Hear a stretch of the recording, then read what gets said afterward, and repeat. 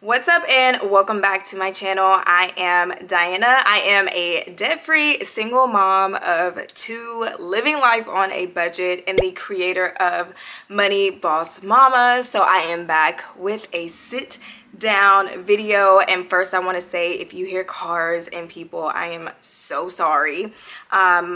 Those of you who know I live in a very small, dark apartment, as you can see, and this is the only window that I basically have to work with right now at this time of day. So hopefully you guys can hear me good. I was just determined to get this video out. So recently I did do a vision board video showing you guys my goals for 2022, but I did not put in my financial goals. So this video is going to be all about my financial goals for 2022, what I am trying to do in regards to wealth building and investments, since I am no longer in my debt-free journey. So let's go ahead and get into it. All right, so first goal for 2022 is to max out my Roth IRA for the first time. Last year I opened my Roth IRA with like $50, and you can contribute up to $6,000 per year. So my goal is to contribute $6,000 to my Roth IRA for 2022 to get it maxed out. And for those of you who don't know what the heck a Roth IRA is, I have a video all about it, but basically it's an individual retirement account, and contrary to a 401k where you make pre-tax contributions, it is going to be post-tax contributions, and so money that you contribute after taxes have already been taken out of your pay, and then you will go in and choose your investments. Pretty much all of my money is invested in ETFs. I have my Roth IRA through Vanguard, and I also have a custodial Roth IRA for my daughter, who I hired for my business so that I can get started on her wealth building journey as well. And hers is with Fidelity. So right now in my budget, I have $200 a month that I am contributing to this Roth IRA. Obviously, that's not going to hit the $6,000 limit. So any extra money that I make, I do make passive income, mostly through Money Boss Mama and YouTube. I do add to my Roth IRA as well. And so that is allowing me to kind of catch up, because with my pay, I just don't have, I'm not a high earner, but allowing me to make sure that I can hit this $6,000 limit. And I am all about leveraging extra money, so hopefully, fingers crossed, we get our bonuses this year, and I will be contributing half of that to my Roth IRA also. And speaking of my daughter, my second goal for the year, I have three main financial goals. It is to get my daughter's 529 plan to its first $6,000. And so a 529 plan, I have a video all about that as well. It's basically a college savings fund. It allows you to save money tax-free for your children or for yourself or for your cousin or whoever to use when it comes to higher education. And if I'm not mistaken, you can also use it for tuition that is not dealing with higher education as well. But I want to get her to $6,000. Right now we are at about $3,000 in her account. I opened this account years ago when I was still low income, but I wanted to kind of get a head start for her, and I started off contributing $15 a month. That is it. And now I believe I'm at about $100 or $150. I will leave it on the screen because I cannot remember right now. But I did gradually increase her contributions as my debt decreased and my spendable income increased, just so I could start putting back larger amounts in her account. And now, due to her age, she's only 9, I have her in a pretty aggressive portfolio, and that is helping me to make my smaller contributions go to work, because obviously the more risk you're willing to take, the more money you are able to make, because it's more so concentrated towards the stock side, and that is where you see the most growth.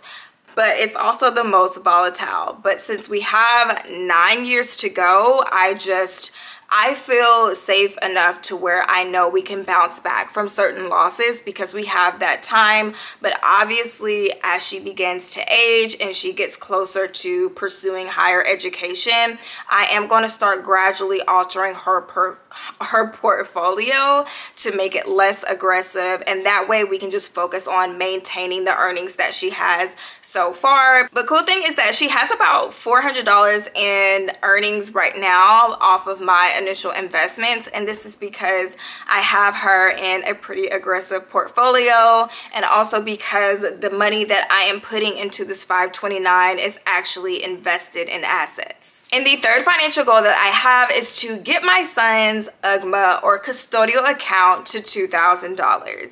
And with my son, he is 4. I am able to save a lot more for him earlier on than I was with my daughter because I was low income. I really did not have much of anything left over after bills with her. So I wanted to get started with him a lot earlier. So last year in 2021, I opened up UGMAs for both of my kids, but I do contribute a little bit more to my sons because I know that the more money that I contribute earlier on with his age, it's going to have a lot more time to grow. So I'm getting more bang for my buck, right? I don't have to put in so much money if this money is invested in assets, once again, like stocks and bonds, because I have that time. I have the luxury of time with him. So with an UGMA, it is a Uniform Gifts to Minors Act, which is basically a custodial account, and it kind of acts like an irrevocable trust. When the children come of age, whether that's 18 or 21, then they become the legal owner of that money.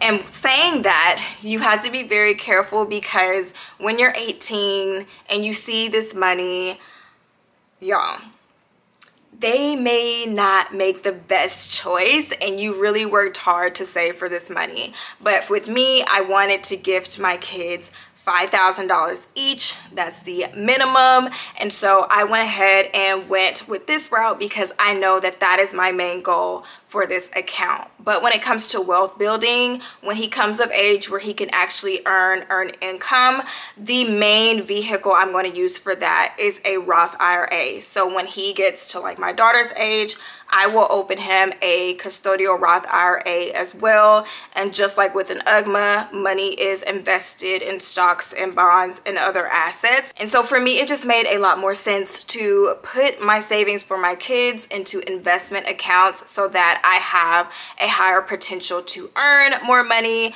Whereas with a high yield savings or a basic savings, I'm basically earning pennies for what I'm working hard to put back. But if you follow me on Instagram, you know I've got him to his first $1,000. I opened his UGMA in April of 2021, starting with just $20 a month. Like, small contributions go a long way, and now I am at $100 a month for him. And with my daughter, I have $50 a month going into her UGMA because she is a lot older, and I also have a 529 for her, but I don't have a 529 for my son. And that reason being is she also has a custodial Roth IRA, but also because with a 529 plan, you can take some hits, like some penalties, if the money is not used for qualified educational expenses. And so I don't know the way that the world is going to go when my kids come of age. I don't know if they're going to continue to push college and degrees.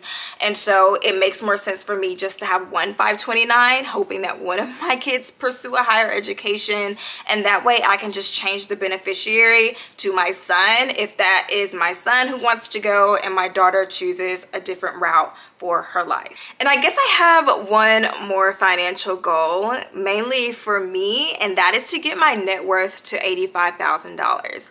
Right now I'm currently sitting at about $71,000. It has taken, oh my gosh, my leg is cramping down here, but it has taken a bit of a hit due to, you know, the drop in the stock market.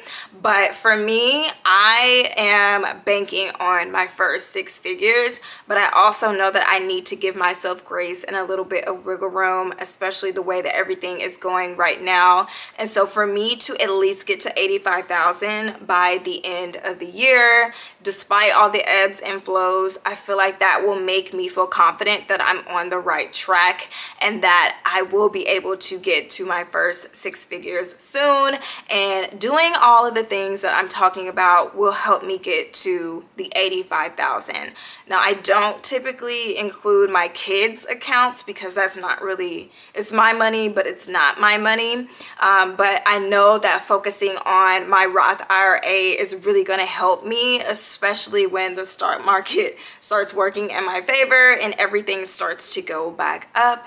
But that is going to wrap up this video about my 2022 financial goals. I also want to hear from you guys, so leave down in the comments below what financial goals you are working on for this year. If you had a recent win, leave it down below so that we can support you, because support is extremely important on our financial journey. And I will catch you guys in the next one.